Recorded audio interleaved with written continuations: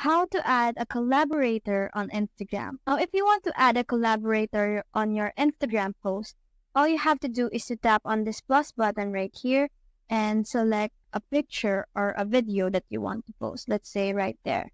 Now, all I have to do when I'm done choosing is to tap on next and hit on next again. Now, once we're here on this part, we'll be able to see various options such as adding location, tagging a person, or adding music.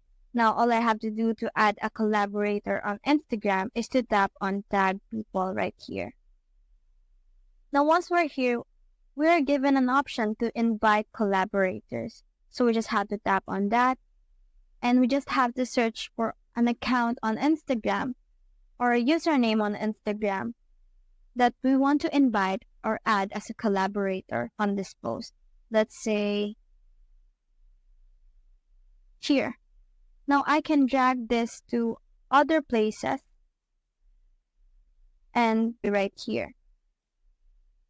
Now if they accept, this post will be shared with their followers as well. Now once I'm done, all I have to do is to tap on check right here, then share this post to my feed right here.